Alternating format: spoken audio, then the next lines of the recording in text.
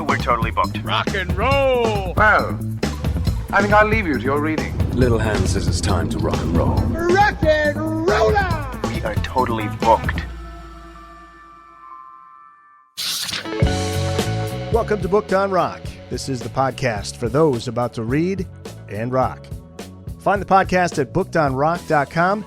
There you'll find exclusive video segments from episodes, blogs, links to all the social media sites, the latest rock book releases, and links to all the listening platforms.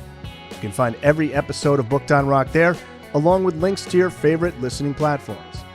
Daniel Bukszpan is this episode's guest. The book is called Ozzy at 75. Daniel is the author of this book, which features 75 career accomplishments and life events of Ozzy Osbourne. It comes in a slipcase, hardcover format, photos from both on and off stage, images of memorabilia, including gig posters, 7-inch picture sleeves, ticket stubs, and more. It also includes a gatefold Ozzy timeline with artwork depicting Ozzy through the years. Key studio albums are featured, but there's more to this book than just the music. Daniel goes deep to reveal the events that helped chart the course of Ozzy's career, and he's here to talk about some of those albums and events. To hear a playlist of Ozzy Osbourne, head over to the show notes page. Daniel, thanks so much for being on the podcast. Great to meet you. Very happy to be here. Thank you for having me. Right off the bat, no pun intended, there wasn't, that was terrible. Wasn't that corny? That was corny. Clever. It was very clever. There was an interesting comment included in this book's introduction. It came from Glenn Hughes, the great singer who sang for Black Sabbath in 1986. And he said it wasn't so hard to sing the Ronnie James Dio era Sabbath, but it was incredibly difficult to sing the Ozzy era Sabbath. And he's not referring to hitting the notes or anything like that. He's just referring to the fact that Ozzy had a vocal style that was unlike anybody else. And you write, quote, Hughes was right then, and he's right now. Ozzy Osbourne has one of the most distinctive, immediately recognizable voices in rock music. Can you talk about when you were 13 and first heard Ozzy? What was it that got you hooked, as you say in the book? Well, I didn't really get hooked on Ozzy like right at that moment. Like when I was like 12, 13, I was aware of him more as kind of like a media personality.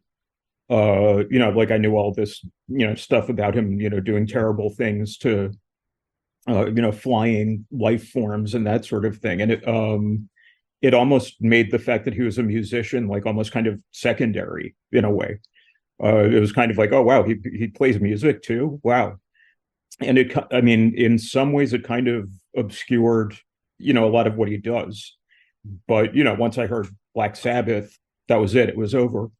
The thing that Glenn Hughes said, I think is really accurate, because you have all these people out there who want to sing like Dio. You have all these people out there who want to sing like Rob Halford. You have all these people out there who want to sing like Bruce Dickinson. Nobody can sing like Ozzy Osbourne. And it's not a question of like that it's too difficult or anything like that, but it's so distinct. You will just immediately sound like you're copying him. And I mean, I've heard like a couple of bands like in the kind of more stoner rock genre where this, the singer is they're just copying him. And it doesn't work. It just kind of, I think it does them a big disservice, but that's where they're going with it. So nobody sounds like Mick Jagger. There are a lot of musicians like that. Bob Dylan, whether you like him or not, it's like, that's a distinct thing that he does. And what Ozzy does is a very distinct thing. And I think like the more training you get and like the more schooling you have, and the more technique you have, then you start to move away from those kinds of like very unique types of styles. I'm a huge Dio fan, and it's a little embarrassing, almost like what a simping fanboy I am for him. But when I listen to him, what I'm mostly struck by is his technique and just how well he does it from that point of view. When I listen to Ozzy, it's this completely different thing. It's that's not to say he can't sing. That's not to say he's not good at it. But no one taught him to sing like that. That's just what comes out. There's nothing wrong with taking a few voice lessons and trying. And I mean, he does like I have seen him do, some me, may, my, mo, moo type stuff backstage before he starts a concert. But I think he's like cognizant of the fact that like if he were to like really go for schooling, it would kind of ruin it. It's like Freddie Mercury is a great example. He never wanted to fix his teeth because he was really worried that that would change the way his voice sounded. Ozzy Osbourne is, he's kind of similar in the sense of like, my imperfections make me what I am. My flaws make me what I am. And to get rid of those things would take away all the most wonderful things about him. And I think that would ruin it in some ways. What, by the way, I think you mentioned in the introduction, what was the first album from Sabbath that you heard? Was it Volume 4? Am I right? No, it was We Sold Our Souls for Rock and Roll, which is like the ideal introduction to that band. You're not going to do better than that, because total broad overview of everything they've done. It's just the first 6 albums though, so there's no Rock and Roll Doctor on it, a song I hate that I wish they had never written and that I'm still upset about to this day. But it's there are a few things on the record that are like the all 14 minutes of Warning and stuff like that. That's like maybe that isn't totally necessary. But I remember the first time I heard it just being like, my God, this is incredible, and I was hooked immediately. And to this day, I never lost it. And my poor family who have to hear me playing their music constantly. We must, give them sympathy and, extend a loving hand to them. But I can't stop listening. And they're probably in like my top 3 of all time. And, not a day goes by where I'm like, today would just somehow be improved if I just put on Black Sabbath, just whatever is going on today, whether it's like I have to go to a funeral or just I'm late for work or whatever, just Black Sabbath will improve this. That's somehow. so cool. Yeah. Yeah. There's nothing like Sabbath. Yeah. No. The book goes into it goes in chronological order. So starting with his childhood, when and where did he grow up? And can you talk about the challenges he had in school and sadly after school with bullies? Yeah.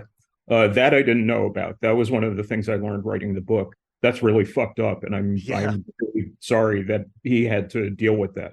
And he said in that bit also that it was like, you couldn't really talk about it back then. Like if you were going through stuff like that, you just had to kind of take it. Because there was no Oprah Winfrey show to talk about it or anything like that. Just you had to just sort of put up with it, remain silent, and take it every day. And you have to imagine that had some kind of an effect on him after going through that over and over and over again, for better or worse. He would not be the guy he is today without it. But again, like I said, for better or worse, I certainly would not want to go through something like that, even if there was like Ozzy money at the end of it. Like, put up with this now, 11-year-old person. And when you're 50, it'll be worth it because you'll have all this money. I'm sure he would have been very happy to be poor and, have people not do that to him. Well, this was the first time I found out about it too, by reading your book. How did you find out about this? It's sexual abuse. I mean, it's all out there. He talked about it openly.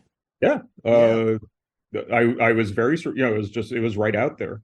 Yeah. I wasn't looking for it specifically, because I didn't know about it. And it was like very early on in the research for the book. And I remember seeing that. I think it's in like the second chapter or the second segment of the book. So you're talking about like page 4 or something like that. And I remember seeing that and just being like, oh, Jesus, that's horrible. Yeah. He got the last laugh, though, if you want my honest opinion, though. Where are those guys today? Yeah. No one knows. Yeah.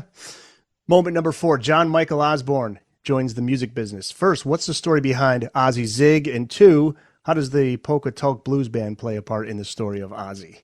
Oh, well, he had said just that he thought Ozzy Zig would just be like a cool name to make up for himself. And like he didn't really get into it much more beyond that, other than that sounds cool. And then he joined this band that would become Black Sabbath with the very terrible name of the Polka Tulk Blues Band. I would not join such a band. I would be like, get your shit figured out, and then maybe I'll join, but Marching yeah, band. You're waiting for like. Burp, burp, burp, burp. yeah, well, Trumpet. I mean, I'm tempted to. It kind of reminds me of Jethro Tull, which Tony Iommi was in for about 5 minutes. Right. Uh, Isn't that cool? Huh? right, yeah. Yeah. And just it makes me think of like flutes, yeah, and stuff like that. It does not make me think of Black Sabbath. It makes me think they still had some kinks to iron out still. And Ozzy Osbourne joins up with guitarist Tony Iommi, bassist Geezer Butler, and drummer Bill Ward, the classic lineup of Black Sabbath. Mhm. And I'm a huge classic horror fan, but I've yet to see this movie Boris Karloff was in. 1963 film. It's titled Black Sabbath, and they titled the song after the movie, and then it's decided that, hey, this is a perfect band name, much better than the Tulka Polk Blues Band. Yeah, exactly. And they played their first gig in August of '69. This is during the Manson murders, Woodstock, Vietnam. Yeah. Pretty crazy time. What were those early days like for the band, and how were they received by critics and fans? Because it wasn't like they were this overnight success. Well, critics hated them. They hated them for years. Tony Iommi said as much and like repeated it. I saw him talking about it once, and he went, "They hated us. The critics hated us. They absolutely hated us. They hated us." Just he could not say it enough to really sum up just the hostility. If you read any reviews from that time, you kind of get the sense of like, I think a lot of critics kind of saw them as like, the whole hippie thing was not working anymore. That was kind of starting to fade away. And I think they saw like Black Sabbath, maybe also bands like the Stooges and people like that as like, they're coming along to ruin everything. We were going to be in the Garden of Eden at Woodstock, and everything was going to be wonderful, and it was going to be utopia. But, the reality, like you mentioned, is, that's when the Manson murders were. Altamont was just a couple of months later. I mean, honestly, I think Black Sabbath were kind of almost more representative of what the culture was like at the time than, when I did the Woodstock book, one of the people that I interviewed was like, that festival was a lot of fun, but it was kind of like an Irish wake for the hippie movement. Like this was the funeral. It was a happy funeral, but things were changing. And you could tell it was starting to be over. And I think, just Black Sabbath, especially, and the other bands I mentioned, like the Stooges and MC5 and bands like that, were just not having it. And they were really like, Summer of Love, we never saw it. Sgt. Pepper's Lonely Hearts Club Band, it did not apply to us. We were in abject poverty in like this very industrial part of England that, was shelled by the Nazis, and they couldn't relate to, if you're going to San Francisco or something like that, The self-titled debut album released on Friday the 13th. Yes. February 13th, 1970. And event number 6 in the book titled The Band Invent a Genre. And it took just one day, including overdubs, to make that album. That is insane. That puts them on the map. But the second album leads them to the crossover success. And that's event number 8. The band's second album is One for the Ages. That's the title in the book. And that's 1970's Paranoid. And you call the band's third album 71's Master of Reality, their heaviest ever, and the final in a series of records that form the foundation for heavy metal. But you say the band would become creatively restless from this point on. So I'm guessing event number 12 in the book is really the main reason why this happens, which is recording volume 4 is fueled by cocaine. So is it solely drugs that cause the creative decline? I don't want to say that. And I also don't want to say it was a creative decline. To me, the debut, Paranoid, and Master of Reality, I regard that as one album in a lot of ways, because it's just bludgeoning. It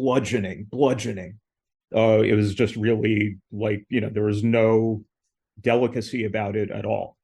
But I can see how after 3 albums of that, they'd be like, well, let's see what else we can do.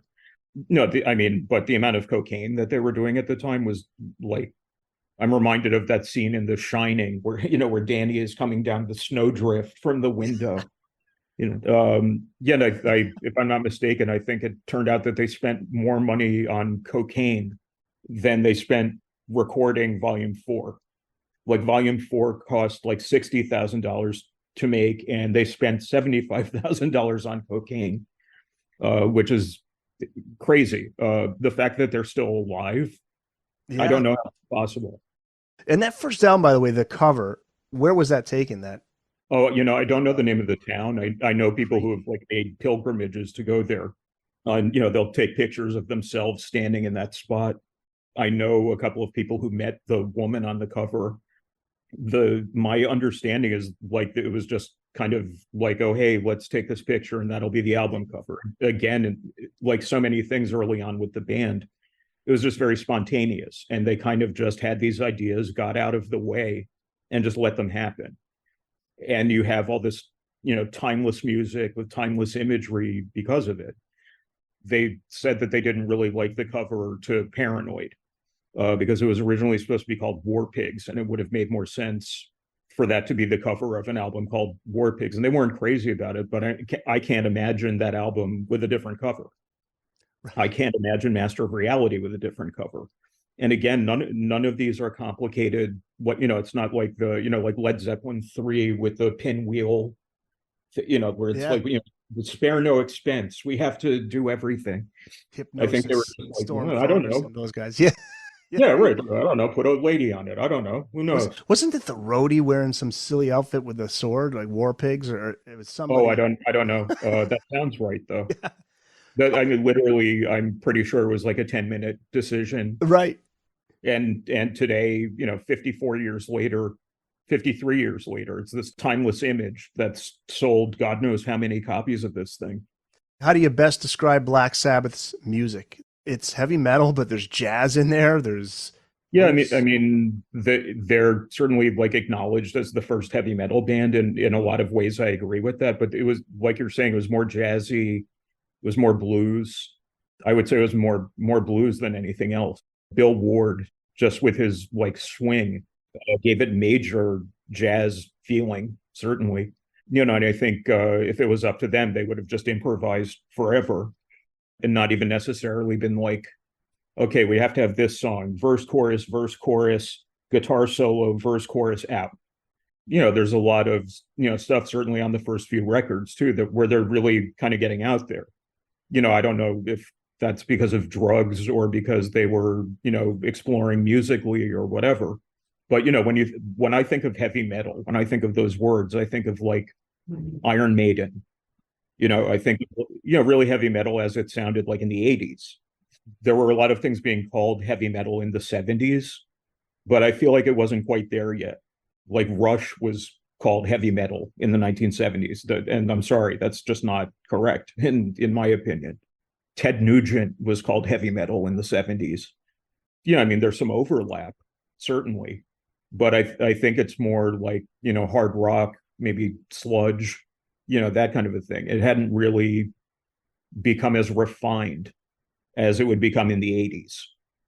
Rainbow or, someone like that, where, it became more classical and it became more complex. And the first three Black Sabbath albums are not complex at all. Those are just like, that's a beating. You're just taking a beat, all three of them. Was that first album where all those songs worked out on the road? It was like their regular set that they did at clubs every night. The whole reason they were able to get the whole thing down in 12 hours was because they did it every night. After they recorded everything, they did a few overdubs. They double tracked a couple of vocals, but that was it. And it had just been, this is what we do on Thursdays at this club. And it was just a part of them. It was just what they did every night. Well, the book gets into not just Ozzy's music, it's also his personal life. He got married to Thelma Riley, had two children, Louis and Jessica. This is a good segue into event number 18. Ozzy goes on a drunken poultry rampage. You write, quote, Thelma Riley Osbourne tried her darndest to turn her husband Ozzy into something resembling a typical human husband, but the odds were just not on her side. What happened? It was like, okay, we live on this rural estate. Have some chickens, raise chickens. That'll maybe mellow you out a little bit. That'll be a nice thing for you to do. Did not happen. Instead, he just went around just shooting them. And he said that there were like bits of beak everywhere. I do feel bad for like all of the animals that he was horrible towards. And the fact that he's famous for it, that's not so fantastic in my opinion. Although I have to say I eat meat, so I can't really get that outraged about it. I enjoy a good piece of chicken just like anybody. I'm not sure that he did that though for, to make food. I think he was doing it just be like, crazy man. Yeah, well, and ultimately it just gets to the point where the band, they got to do something. Number 21 in the book, Sabbath fires Ozzy. And then moment number 22, Sharon Arden meets her future husband. She would also play a role in his comeback, as we know. Can you talk about how the two meet? It has to do with an envelope that's handed to Ozzy. This is an interesting story. Oh, I think it was Dana Strum from from Slaughter. Isn't that wild?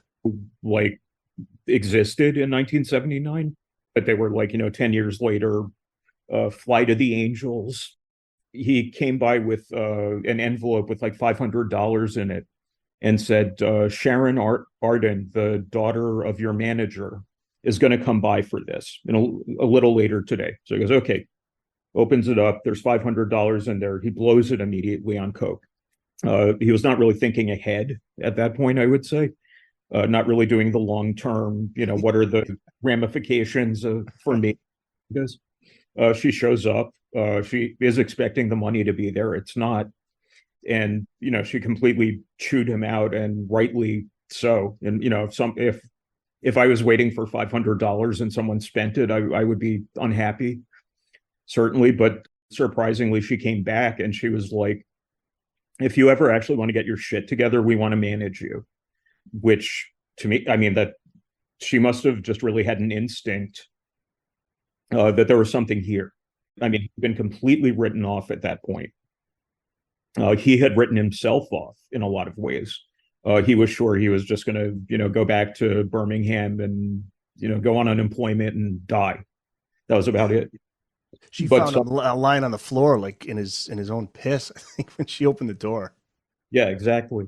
I don't know if I went over to someone's house and they were sitting in their own piss, this is a business opportunity.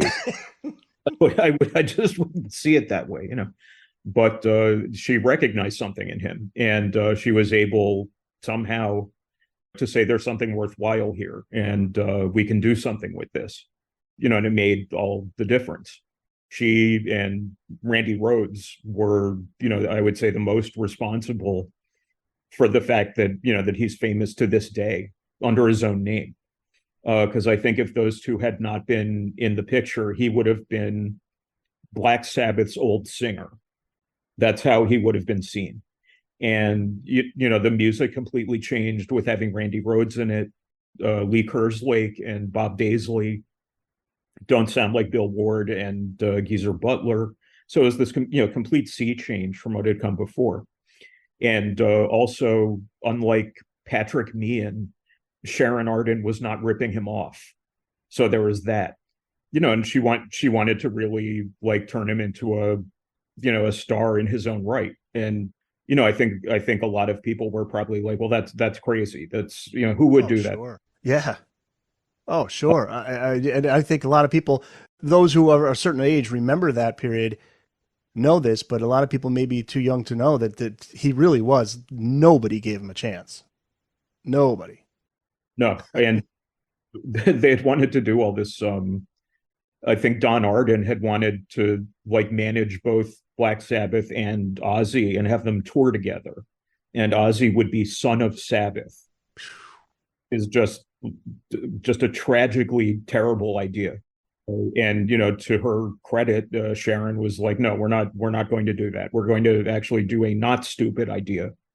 And we're going to actually promote you as a real artist in your own right.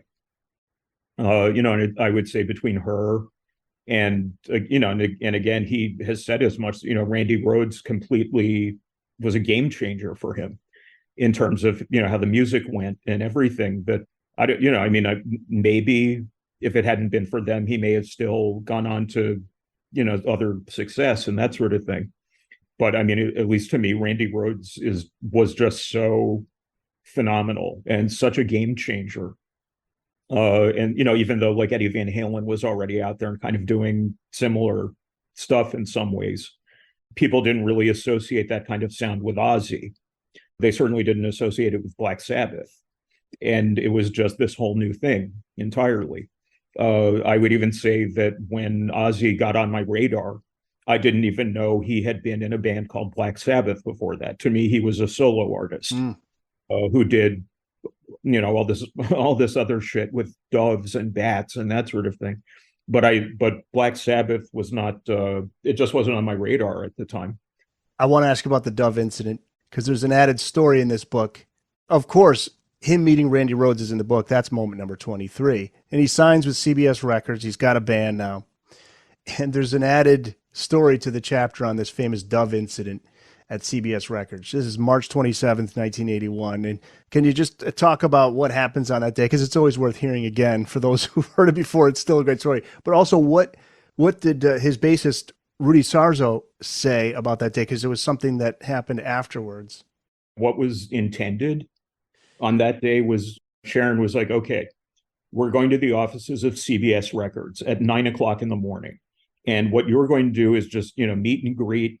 And what I want you to do is you're going to put a dove in each pocket and release them into the room as sort of like a peace offering. He was already drunk at 9:00 in the morning, and he just like sat on this, like some woman's lap and just, bites the head off a dove, spits it onto the table. And then the other dove like gets away and is shitting everywhere. And, it was a total disaster, And she didn't know who he was, by the way. This woman, this poor woman. There's a picture of her, like a stunned look on her face. Yeah, I've seen that picture. He looks happy, but they like sort of obscure her face because I think she doesn't want to like be remembered as part of that moment. I don't think she wants to take any responsibility for it. Rudy Sarzo said that like he saw Ozzy like later in the day. And they're standing, I don't know where they were, but like they're standing there talking to each other. And he sees something moving in Ozzy's jacket. And he's like, oh, what's that? And Ozzy goes, like this, pulls out another dove, bites the head off, same thing. So maybe it was 3 doves. I don't know. 3 is a little tricky sometimes, especially when it's over 40 years. Yes. And you have the bat story in the book. You can't leave that out. That's number 28. And the fan throws a dead bat on stage. Ozzy thinks it's a fake rubber bat. And he bites it, and that's the famous story. And then from there, a legend was born. You cover Ozzy pissing on the Alamo. All these made for headlines that really benefited Ozzy, and it got him some free publicity. But then tragedy strikes. Randy Rhoads, he dies in that plane crash. And this was so unnecessary. That's the thing, Daniel, that's just, it sucks so much to hear this story. And it wasn't as if Randy was on a plane headed for another gig or anything like that. March 19th, 1982. What happens? And why did this happen? There are conflicting accounts of what happened. Don Airey was outside of the tour bus and he was taking pictures with a telephoto lens. So he could get like really tight shots of what was going on in the cockpit of the plane. The plane was being flown by their tour bus driver, who had been up like several nights in a row, empowering all the overnight drives with cocaine. And when you do that, you are not quite, you're not quite yourself. And you have a tendency not to make great decisions. And I can't remember who he took up first. I think one member of the crew and maybe Don Airey. But the second time he went up and he took up Randy Rhoads and Rachel Youngblood, who is a makeup artist for the tour. Supposedly he was buzzing the tour bus for reasons we don't know. And the third time he did it, the wing clipped the bus and the plane crashed. Everyone killed instantly. There's conflicting accounts about what happened or why it happened. I've read some things where some people were theorizing that he was trying to kill his wife, his ex-wife, who was on the tour bus. I don't know. Don Airey had one kind of point of view about what happened. Rudy Sarzo had a different point of view. Ozzy had a different point of view. And, we'll never really know exactly what happened because, the people who knew what happened are dead. And I don't know why the guy felt like he needed to do that. But I mean, what was lost that day is unimaginable. I mean, can you imagine, like, if Randy Rhoads were still here today, how much amazing music he would, even if he didn't work with Ozzy anymore, just like how much incredible music he would have made. And, he would be like, yes. So yeah, this is 42 years ago. So he'd be in his 60s right now.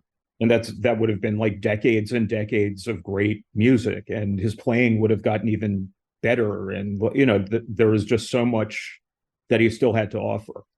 And, his life was cut short like that is, I mean, my God, that's horrible. Yeah.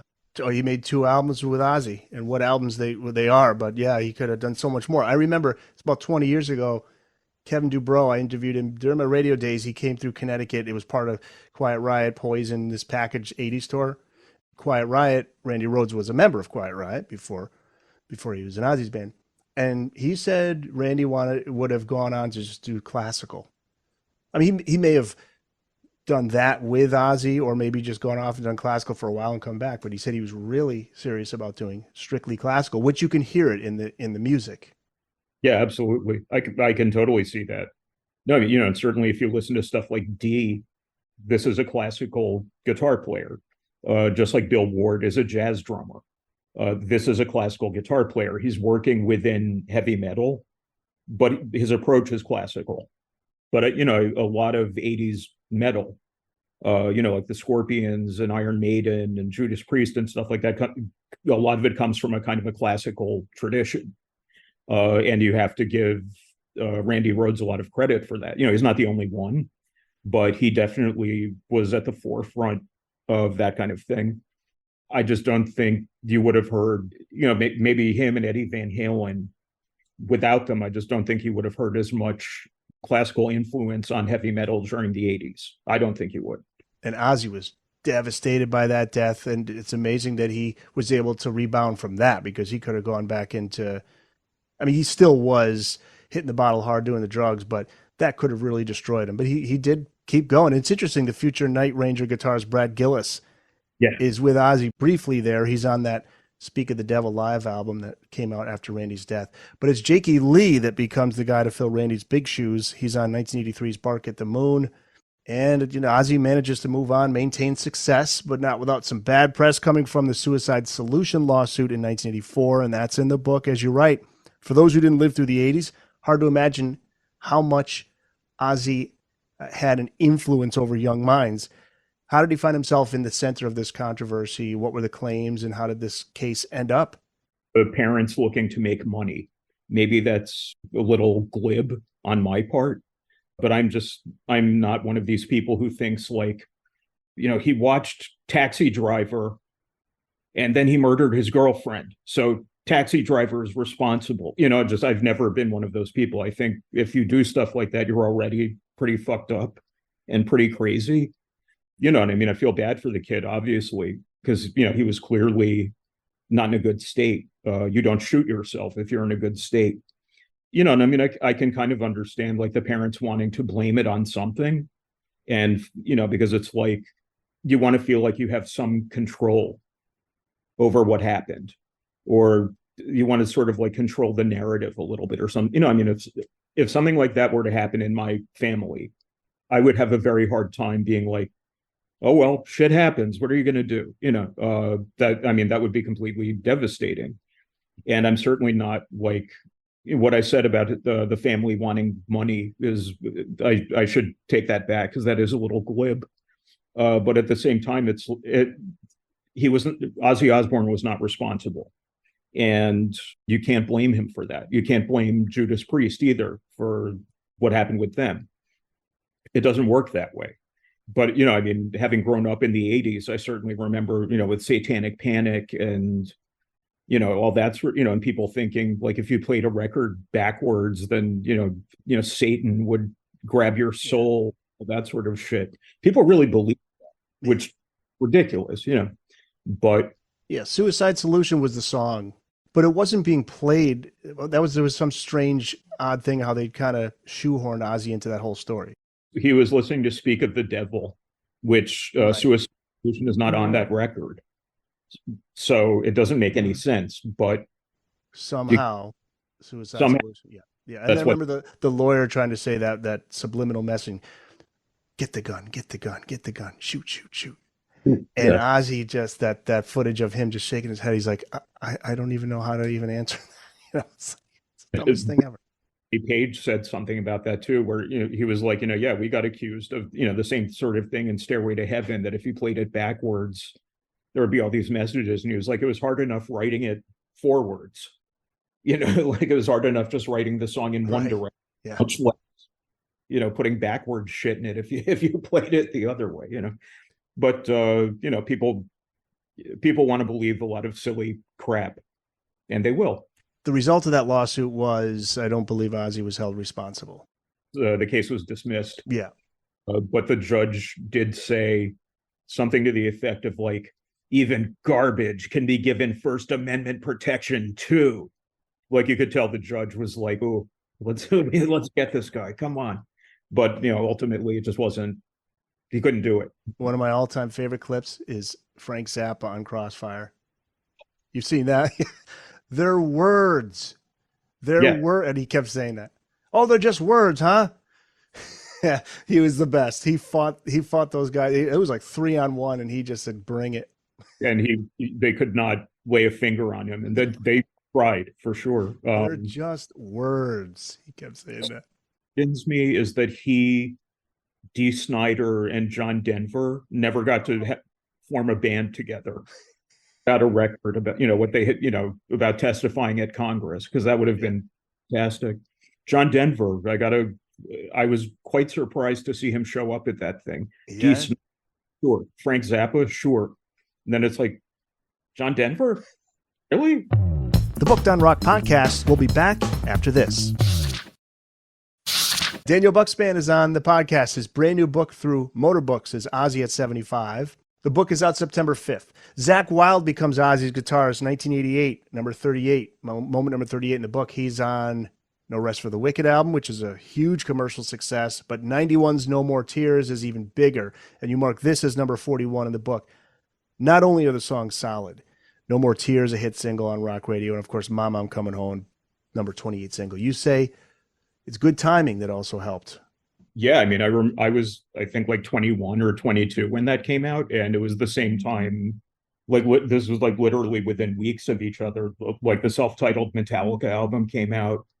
Nevermind by Nirvana. It was like there's this sea change, and he just, Ozzy just had the good timing to get his record out in the middle of all of that. I think if it had come out too early or much later, it could have really been a problem, because I mean, even like 6 months later, heavy metal music was just really like persona non grata at that point. I mean, I remember a lot of that just sort of changing almost overnight, where you'd have all these bands like Voivod and Slayer and that sort of thing, and then suddenly who had been popular a year ago, and now just nobody wanted anything to do with them.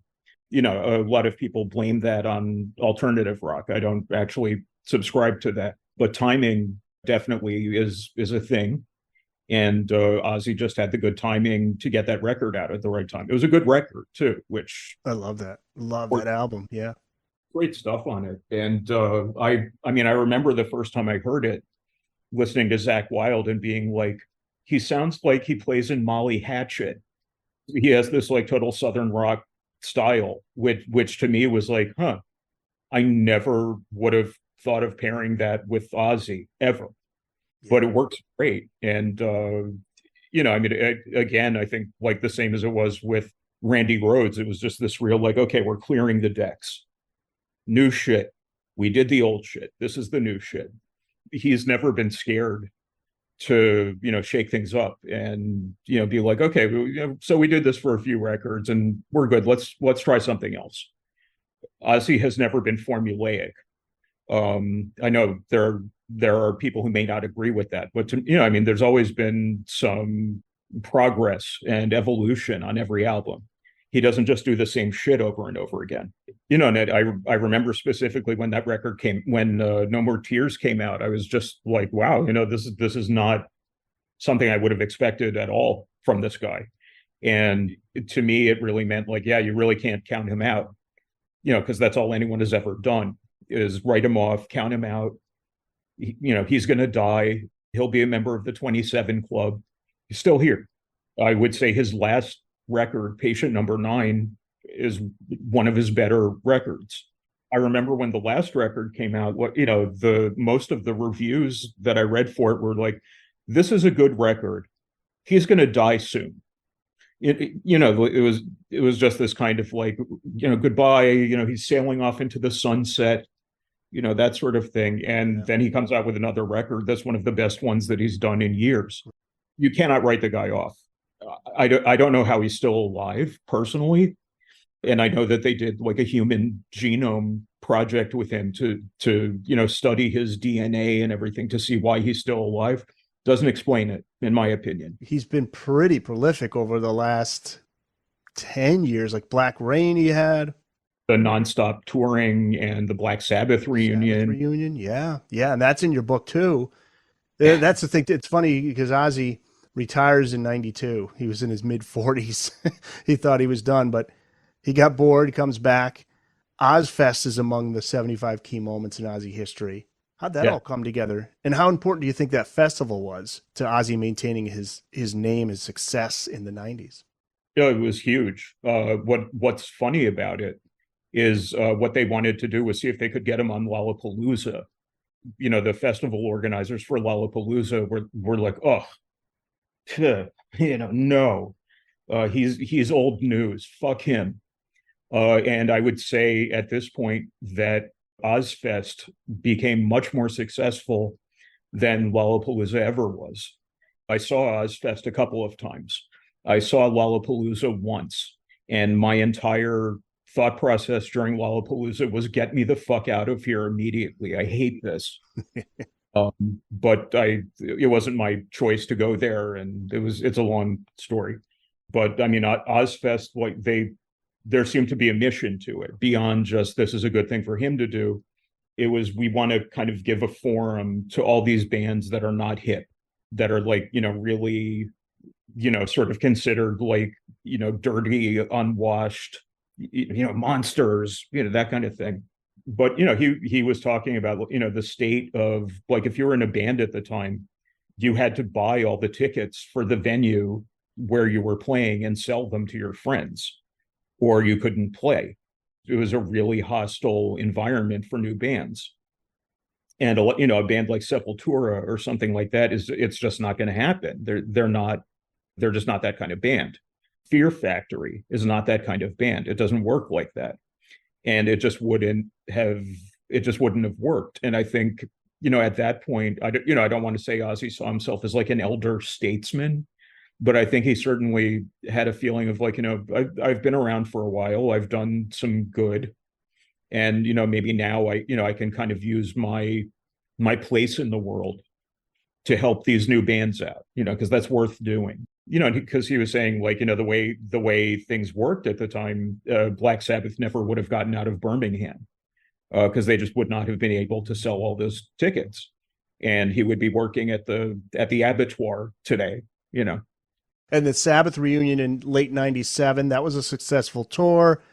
Tried to do a studio album, that didn't happen. But then we get the Osbournes on MTV. So here we go again. It's like a whole new reinvention of Ozzy. And this is in the book, of course. You got to include this. It made Ozzy Osbourne even more famous because there were people who knew little to nothing about Ozzy. Now they know him. He's like a household name. But was this a good thing? Was Ozzy getting too much attention for like the character Ozzy and not enough for his music?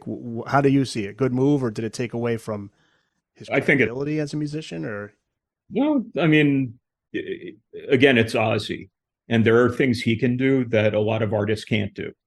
He's a unique case, and there couldn't have been like the Halfords, it wouldn't have happened. There are things that Ozzy Osbourne can do that no one else can do. And I didn't feel like that show took anything away from, his music. I didn't feel like that show demeaned him in any way. I know some people did think that. To me, though, I mean, a lot of the way I see it is like the guy's alive and he can do what the fuck he wants. And if he was enjoying it and didn't feel exploited, I don't see the harm. I think it's fine. And I mean, Sharon got cancer while that was going on, and they were filming the show while she was in treatment. To me, that's a lot more objectionable than how it all played out for Ozzy. Like if it were me, I would have really wanted my privacy and not to have all that like play out in front of the cameras if I had cancer. But they're a public family, and their whole lives have kind of played out publicly. The argument for the show is that Ozzy proved he doesn't take himself too seriously. Right. So he made him more an endearing character. What was he poking fun at Sting once where he was trying to have a conversation with Sting and Sting was just kind of like thumbing his nose up at him. Like, I don't talk to people like you. I absolutely can't stand him. I hate him. If I wasn't clear about that, Sting? You don't like Sting? I can't stand him. I do like a couple of the Police records. Okay. Sting himself, I think, is the most pretentious asshole on the face. And anyone, especially Ozzy Osbourne, has done to make Sting uncomfortable, I support 100%. All over. Yes. Hey, speaking of credibility, because Sabbath's in the Rock and Roll Hall of Fame, this is probably a stupid question. I know what you're going to say. Ozzy should be in there, right? He's not in as a solo artist. Doesn't seem to care. I think he's happy that the band got in. Yeah. That's another thing about him, though, is like I don't think it matters to him too much. I think he's just happy out there touring. Well, not now, obviously, because he can't tour. But to me, he's always been more about the work. He wants to like get out there and do things a lot more than he wants to be commemorated for it. I mean, he was saying, when Black Sabbath got inducted, that he was proud. He was certainly happy for the rest of the band, and it was a very important moment for them because of how much they had influenced bands like Metallica, and they needed to be recognized. It would be good if he made it in. Certainly, he deserves to be in there, but I get the sense he doesn't really care that much. One thing that he said when Black Sabbath were not getting in, he was like, "Don't even worry about it. We're a people's band." And we're liked by people who buy the records, buy the concert tickets, and those are the people who gave us our career. And that's what's important. I have massive respect for that. He was a working class guy, and he knows there's not a lot of money out there for a concert ticket. He knows there's not a lot of money out there for a new record. And I think there's part of him that really feels like this really means something, that these people took a chance on us and spent their money on us. I think also he really viewed himself and the rest of the band as kind of like a gang in some ways, like a street gang. And I think it was important for him to feel like he was part of that. I don't know how much he felt like it was important for him individually to be recognized. I want to ask you about the 2013 Sabbath reunion, which winds down in 2017 with that tour. Unfortunately, Bill Ward wasn't there. This is over contractual disputes, and they got Brad Wilk on drums from Rage Against the Machine. The album, titled 13, is released. The band goes on tour. What are your thoughts on that reunion and the final 2017 tour? Good end to the Sabbath story? Well, I saw them in 2013 at Barclays Center in Brooklyn, which is a horrible venue that sounds awful. Really? The worst acoustics you can imagine. They destroyed the fucking place. They blew fucking doors off the place. And when I went to see them, I really wasn't expecting much. I was like, I don't know. These guys are in their 60s. How good can they be at this point? I was astonished at how good they were. I really was not expecting that at all. And I was very glad I went, because I knew the window for this is kind of closing. And so go check them out now while you can. As far as the record 13, there's good stuff on it. I'm glad that the final Black Sabbath album is not forbidden, because that would have been the worst tragedy since 9/11, if that had been the last thing they ever did under the Black Sabbath name. But I don't know, just I had sort of a feeling of I think it's a little too late for them to be making a new record. And this has this kind of retro feel to it that seems almost like a little like self-conscious.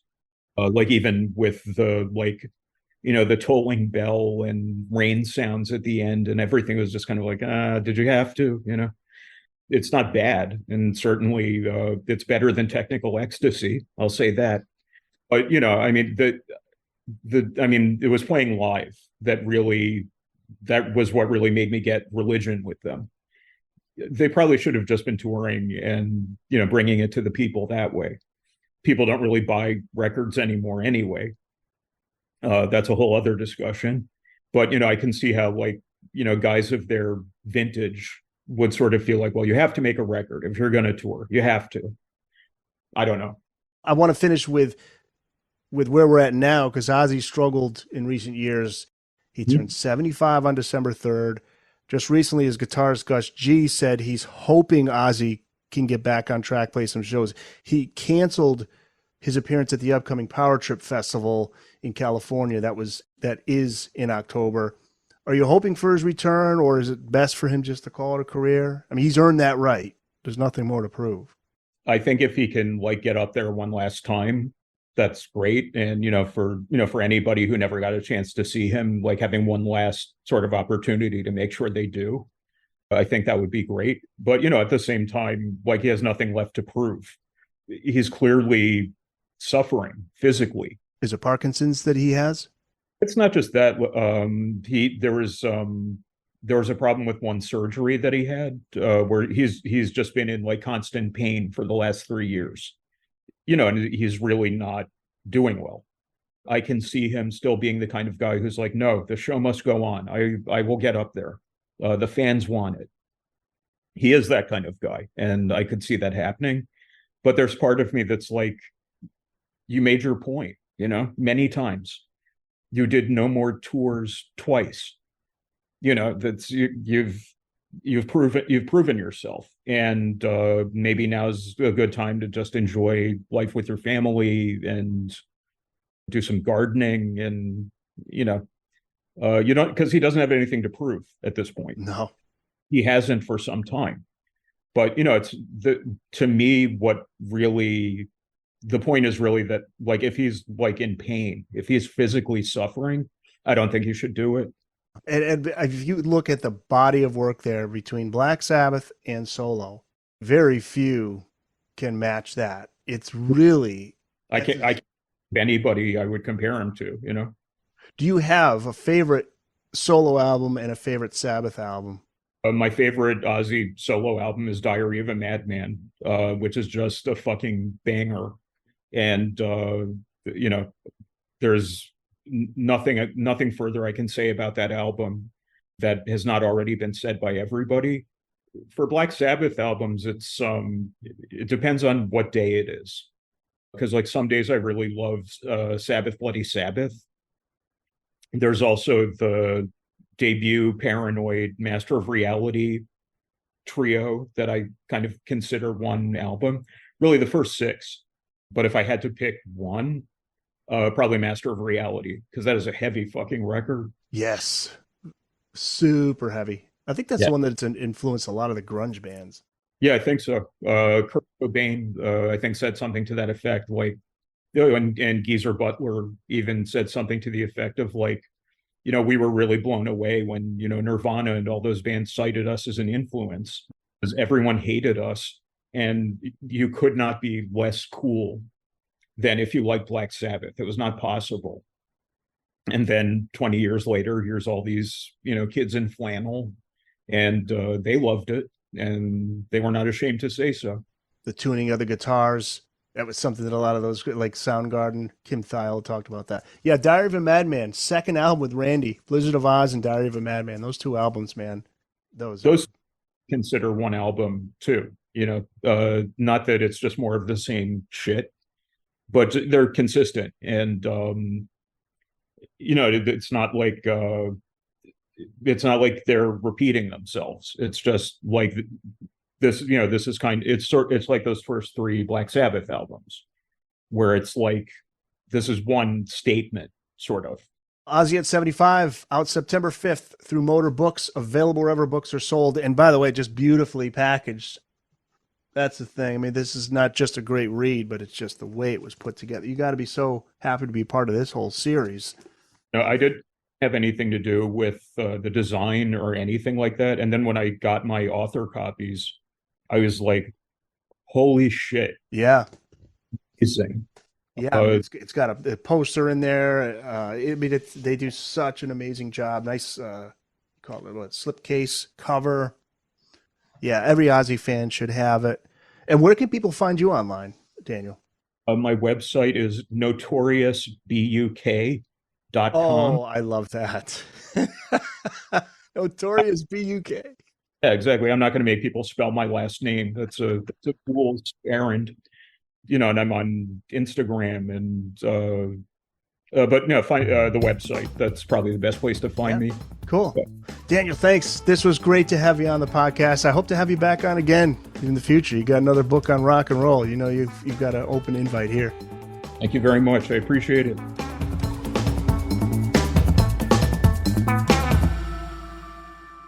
That's it. It's in the books.